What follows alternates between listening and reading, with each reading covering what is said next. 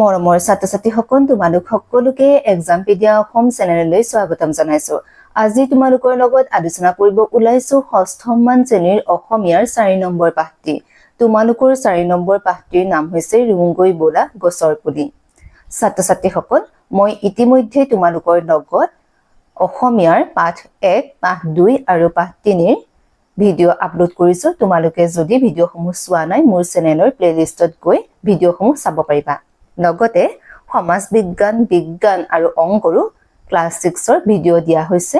তোমালোকে মোৰ চেনেলৰ প্লেলিষ্টত গৈ চাব পাৰিবা। তোমালোকৰ লাভৱান হ'ব বুলি ভাবি মই ভিডিঅ'সমূহ দিছো। আৰু কিবা অসুবিধা থাকিলে কমেন্টৰ যোগে জনাবা। মই সেই অসুবিধাসমূহ দূৰ কৰিবলৈ চেষ্টা কৰিম তোমালোকৰ। আজি 4 নম্বৰ চেপ্টাৰৰ পাঠ ভিত্তিক কুৱেশ্যন এনচাৰসমূহ চাওঁ। 1. তলত দিয়া প্ৰশ্নসমূহৰ শুদ্ধ উত্তৰটো বাছি উলিয়াই সঠিক বৃত্তটো পূৰ কৰা। নাটিকাখনৰ প্ৰথম দৃশ্যত গুণগুণকৈ গীত গাই কোনে ছবি আঁকি আছিল? সুমনাই, ঋতুপনে, মননে নে আকাশে? উত্তৰটো হ'ব মননে। তোমালোকৰ কিতাপত বৃত্ত দিয়া আছে ক, খ, গ, ঘ এনেকে। তাৰে যিটো শুদ্ধ হয় তাত তোমালোকে বৃত্তটো পূৰ কৰি দিব লাগিব। মানে খ যদি শুদ্ধ হৈছে খটো তোমালোকে বৃত্ত দি পুৰাব লাগিব, গটো শুদ্ধ হলে গটো তোমালোকে বৃত্ত দি পুৰাব লাগিব। এতিয়া প্ৰথমটো তোমালোকৰ গটো শুদ্ধ হ'ব, গতিকে গ বৃত্তটো তোমালোকে পূৰ কৰি দিবা। 2 নম্বৰ, সুমনাই সকলোকে হাতে হাতে কোৰ খন্তি হাতোৰা লৈ আহিবলৈ কিয় কৈছিল? গছৰ পুলিত পানী দিবৰ বাবে, শুকান গোবৰ গুৰি কৰিবৰ বাবে, গছৰ পুলি ৰুবৰ বাবে, গছৰ পুলিবোৰ জেওৰাৰে বেৰিবৰ বাবে। উত্তৰটো হ'ব গছৰ পুলি ৰুবৰ বাবে। 2 নম্বৰ কুৱেশ্যনটো লৈ আহিছো। তুমি ওপৰৰ দ্বিতীয় প্ৰশ্নটোৰ উত্তৰটো কিয় শুদ্ধ বুলি বাছি ল'লা? সহপাঠীৰ লগত আলোচনা কৰি কোৱা। এই কুৱেশ্যনটোৰ উত্তৰটো মই কিয় শুদ্ধ বুলি বাছি ললো সেইটো মই লিখিব লাগিব। কিয় লৈছো মই বাছি শুদ্ধ বুলি? মই উত্তৰটো লিখিছো কাৰণ মনন, সুমনা আৰু ঋতুপৰ্ণে চুবুৰীটোৰ খেলপথাৰত বন মহোৎসৱ পাতি গছ পুলি ৰোৱাৰ সিদ্ধান্ত লৈছিল।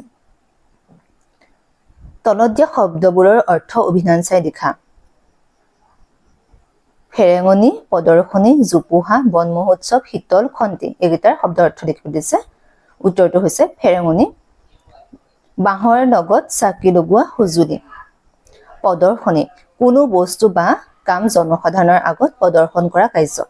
জোপোহা, সৰু গছ পুলিৰে ভৰা ঠাই। বন মহোৎসৱ, গছ ৰোৱাৰ উৎসৱ। শীতল, ঠাণ্ডা। খন্তি, মাটি খনন কৰিবলৈ ব্যৱহাৰ কৰা সঁজুলি। 4 নম্বৰ কুৱেশ্যনটোলৈ আহিছো। পাঠটোত দ্বিতীয় ছবিখনৰ কাহিনীটো কোনটো অংশ প্ৰকাশ পাইছে আলোচনা কৰি তলত দিয়া বাকচত লিখা। উত্তৰ, আকাশে জিলা পুথিভঁৰালত প্ৰদৰ্শন কৰিবলৈ এজোপা আধা কটা গছৰ ছবি আঁকিছিল, যাৰ দ্বাৰা বুজোৱা গৈছিল যে গছজোপাৰ ওপৰত হয়তো যথেষ্ট যত্ন লোৱা হোৱা নাই বা কাটি পেলোৱা হৈছে। আধা অংশ। এই দৃশ্যই দেখুৱাই যে গছবোৰ জীৱন্ত আৰু যদি সময়মতে যত্ন লোৱা নাযায় তেন্তে সিহঁতেও কষ্ট পায়। তোমালোকে কিতাপত দ্বিতীয় ছবিখন চাই ল'বা মই কোনটোৰ উত্তৰটো দিছো। কিতাপত ধুনীয়াকৈ আছে আধা কটা এজোপা গছৰ চিত্ৰ। এইবাৰ আহিছো 5 নম্বৰ। তলত দিয়া প্ৰশ্নকেইটাৰ উত্তৰ কোৱা আৰু লিখা। ক, মননে ছবিখন কিয় আঁকিছিল? উত্তৰ, জিলা পুথিভঁৰালত অনুষ্ঠিত হোৱা বন মহোৎসৱত প্ৰদৰ্শন কৰিবলৈ মননে ছবিখন আঁকিছিল। গছে আমাক কি কি দিয়ে বুলি মননে কৈছিল? গছে আমাক ফুল, ফল, শীতল ছাঁ দিয়ে বুলি মননে কৈছিল। আকাশে গছৰ মূঢ়াটোৰ গা গছ আৰু আঠাৰ টোপালত দিয়া ৰঙা ৰংটোৱে কি বুজাইছে? উত্তৰ, আকাশে গছৰ মূঢ়াটোৰ গা গছডোখৰত চকু মুখ আঁকি মানুহৰ নিচিনা কৰিছে আৰু আঠাৰ টোপালবোৰৰ বুকু ফাটি বৈ যোৱা তেজৰ লগত সূচাইছে। পিছৰটো কুৱেশ্যন। বন মহোৎসৱ সপ্তাহৰ সামৰণি সভাখন ক'ত অনুষ্ঠিত হ'ব? উত্তৰ, বন মহোৎসৱৰ সপ্তাহৰ সামৰণি সভাখন জিলা পুথিভঁৰালত অনুষ্ঠিত হ'ব। পৱন খুৰাই মননহঁতক কি খুৱাব বুলি কৈছিল? উত্তৰ, পৱন খুৰাই মননহঁতক বুট নাৰিকল খুৱাব বুলি কৈছিল। যাওঁ আহা সকলোটি শীৰ্ষক গানটো কোনে গাবলৈ আৰম্ভ কৰিছিল? যাওঁ আহা সকলোটি শীৰ্ষক গানটো ঋতুপৰ্ণে গাবলৈ আৰম্ভ কৰিছিল। আহা ছাত্ৰ-ছাত্ৰীসকল, এবাৰ তোমালোকৰ 6 নম্বৰ কুৱেশ্যনটোলৈ। তলত দিয়া প্ৰশ্নকেইটাৰ উত্তৰ আলোচনা কৰি কোৱা আৰু লিখা। ক মননে ছবিখনৰ জৰিয়তে কি ভাৱ ফুটাই তুলিব বিচাৰিছে? উত্তৰ গছবোৰ বৰ মৰমীয়াল আৰু আপোন মানুহৰ দৰে। সিহঁতে আমাক ফুল ফল আৰু শীতল ছাঁ দিয়ে, গতিকে গছবোৰক আমি সংৰক্ষণ আৰু প্ৰতিপালন কৰিব লাগে। সেই ভাৱটোৱে মননে ছবিখনৰ জৰিয়তে ফুটাই তুলিব বিচাৰিছে। এইবাৰ আহিছো দ্বিতীয় কুৱেশ্যনটোলৈ। সুমনাই গছৰ পুলিবোৰ ৰোৱাৰ পাছত সেইবোৰৰ কি হ'ব বুলি শংকা কৰিছিল? তাই এই শংকা কোনে কেনেদৰে দূৰ হ'ব বুলি কৈছে? উত্তৰ সুমনাই গছৰ পুলিবোৰ ৰোৱাৰ পাছত সেইবোৰ গৰু ছাগলীক খাই পেলাব বুলি শংকা কৰিছিল। ক্লাবৰ নবীন দা, দীপক দা, বাবুল দাদাহঁতে জেউৰা দি গছৰ পুলিবোৰ বেৰি দিব বুলি ঋতুপৰ্ণে তাই এই শংকাটো দূৰ কৰিছিল। মননহঁতে গছৰ পুলি ৰোৱাৰ পৰিকল্পনা কেনেদৰে কৰিছিল? উত্তৰ মননহঁতে গছৰ তলে তলে বিচাৰি পোৱা গছ পুলিবোৰ ৰোৱাৰ পৰিকল্পনা কৰিছিল। তাৰ বাবে সকলোকে হাতে হাতে কোৰ, খন্তি, হাতোৰা লৈ আহিবলৈ কৈ লগতে ঘৰত থকা শুকান গোবৰ গুৰি কৰি থোৱাৰ তাৰে মোনা লৈ আহি গছ পুলিবোৰ ৰোৱাৰ পৰিকল্পনা কৰিছিল। এইবাৰ আহিছো তোমালোকৰ 7 নম্বৰ কুৱেশ্যনটোলৈ। কোনে কাক আৰু কি প্ৰসংগত কৈছিল লিখা। ক আমাৰ মানুহকণহঁতে মানে ক শ্ৰেণীৰ ল'ৰা ছোৱালীবিলাকে নাচি নাচি গান এটা গাবগৈ নহয়। উত্তৰ উক্ত কথাষাৰ বা এই কথাষাৰ ঋতুপৰ্ণে মননক কৈছিল। শনিবাৰে জিলা পুথিভঁৰালত বন মহোৎসৱ সপ্তাহৰ সামৰণি সভাত তেওঁলোকৰ স্কুলৰ বৰ্ণালী বাইদেৱে তালৈ লৈ যোৱাৰ কথা মননে ঋতুপৰ্ণৰ আগত ব্যক্ত কৰাৰ পিছত ঋতুপৰ্ণে উক্ত কথাষাৰ কৈছিল। মানে কোনে কেতিয়া কাক কৈছিল সুধিছে নহয়। খ তোমালোকৰ ঘৰত যে শুকান গোবৰ গুৰি কৰি থোৱা আছে তাৰে এমোনা লৈ আহিবা। এই কথাষাৰ কোনে কাক কেতিয়া কৈছে সুধিছে। উক্ত কথাষাৰ মননে ঋতুপৰ্ণক কৈছিল। কেতিয়া কৈছিল? খেলপথাৰত গছ পুলি ৰোপণ কৰিবলৈ শুকান গোবৰ গুৰি আনিবলৈ মননে ঋতুপৰ্ণক কৈছিল। এইবাৰ 8 নম্বৰলৈ আহিছো। 8 নম্বৰ ক অংশৰ লগত খ অংশ মিলোৱা। ক অংশ আৰু খ অংশ দিছে। ক অংশত দিছে মালতী পেহীয়ে খুব ভাল পাইছে জোপোহা হৈ থকা পাতখিনি পকা কল এথোকা পঠাই দিব। কৃষকে ক'ব চুলিৰ নিচিনা লাগিছে। মানিক বৰদেউতাই কথাটো শুনি মাননীয় ৰাইজ আজিৰ পৰা বন মহোৎসৱ আৰম্ভ হৈছে। জগত খুৰা-খুৰী বিলাতী মধুৰিৰ পুলি কেইটামান দি পঠাইছে। এইকেইটা আমাৰ কোনটো শুদ্ধ হয় মিলাব লাগে। এতিয়া উত্তৰটো হ'ব ক অংশ খ অংশ। মালতী পেহীয়ে বিলাতী মধুৰিৰ পুলি কেইটামান দি পঠাইছে।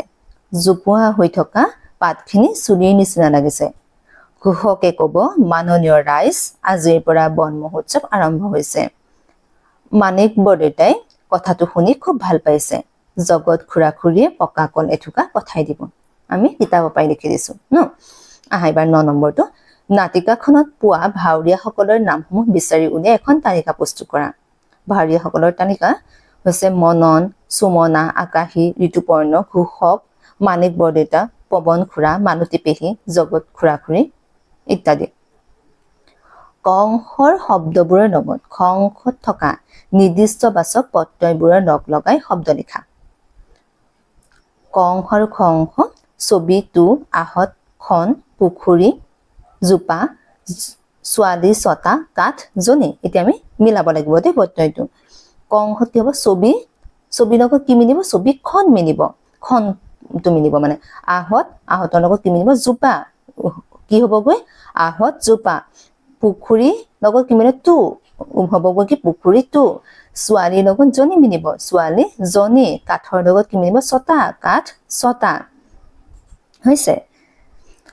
11 নম্বৰ কুৱেশ্যন। তলত দিয়া শব্দবোৰ পঢ়া আৰু কোনটো কি পদ চিনাক্ত কৰি তালিকাখন পূৰ কৰা। মনন, চকু, তাই, মই, আৰু, দিওঁ, চুবুৰী, ধুনীয়া, আহা, সিহঁত, ভাল, যদি, আমি, জেউৰা। এতিয়া বিশেষ্য, বিশেষণ, সৰ্বনাম, অব্যয় আৰু ক্ৰিয়াপদ বাছি উলিয়াবলৈ দিছে। মই তোমালোকক যদি পদবোৰ নাজানা মই বুজাই দিম। তোমালোকে কমেণ্টৰ যোগে মোক জনাবা তোমালোকে পদবোৰ জানা নে নাজানা। যদি নাজানা তেতিয়াহ'লে মই পৰৱৰ্তী ভিডিঅ'ত তোমালোকৰ পদসমূহ বুজাই দিবলৈ চেষ্টা কৰিম।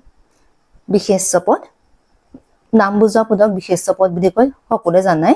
ইয়াত বিশেষ্য পদ কি কি হ'ব? মনন, চকু, চুবুৰী। বিশেষণ পদ ধুনীয়া, ভাল মানে কি হ'ব? যিবিলাকে গুণ দুখ সেইবোৰ বুজাব। তাৰপিছত সৰ্বনাম তাই, মই, সিহঁত। মই বুজাই দিম দেই, তোমালোকৰ যদি নাজানা মোক ক'বা খালি। অব্যয় আৰু যদি কিয়া দিওঁ আহা ইত্যাদি জেউৰাটো কি হ'ব জেউৰাটো হ'ব কিন্তু হেৰি বিশেষ পদ দেই আমিটো হ'ব সৰ্বনাম পদ এতিয়া বাক্য ৰচনা কৰা ছাত্ৰ ছাত্ৰীসকল মই বাক্যকেইটা নিজে লিখি দিছো তোমালোকে কিন্তু মই লিখাৰ দৰে লিখি নথবা নিজে লিখিবলৈ যত্ন কৰিবা তেতিয়াহে তোমালোকৰ শব্দৰ ভাণ্ডাৰবোৰ বেছি হ'ব আৰু পৰীক্ষাত যিকোনো প্ৰশ্নৰ উত্তৰ তোমালোকে সহজে কৰিব পাৰিবা গতিকে তোমালোকে নিজে বাক্য ৰচনা লিখিবলৈ যত্ন কৰিবা এতিয়া 1 নম্বৰত আছে প্ৰদৰ্শনী জিলা পুথিভঁৰালত অনুষ্ঠিত হোৱা বন মহোৎসৱত প্ৰদৰ্শনীত মননে ছবি আঁকি প্ৰথম স্থান পাইছে খেলপথাৰ আমাৰ বিদ্যালয়ত এখন খেলপথাৰ আছে ধৰণী পৃথিৱীৰ অন্য এটা নাম ধৰণী পুথিভঁৰাল আমাৰ বিদ্যালয়ৰ পুথিভঁৰালত বহুতো ভাল কিতাপ আছে গছপুলি মননহতে গছৰ তলে তলে বিচাৰি পোৱা গছপুলিবোৰ ৰোৱাৰ পৰিকল্পনা কৰিছিল ছাত্ৰ ছাত্ৰীসকল এইখিনি আছিল এই চেপ্টাৰৰ অন্তৰ্গত কোৱেশ্চন আনসাৰ ভিডিওটো চাই তোমালোকে কেনে পালা যদি ভাল পাইছা লাইক কৰিবা কমেন্ট কৰিবা আৰু নিজৰ বন্ধু বান্ধৱীসকলক যিমান পাৰা সিমান শ্বেয়াৰ কৰিবা যাতে তেওঁলোকো উপকৃত হয় লগতে মোৰ চেনেলটো সাবস্ক্ৰাইব কৰি দিবলৈ নাপাহৰিবা যদি ফেসবুক আৰু ইনষ্টাগ্ৰামৰ পৰা আছা মোক ফলো কৰিবা ধন্যবাদ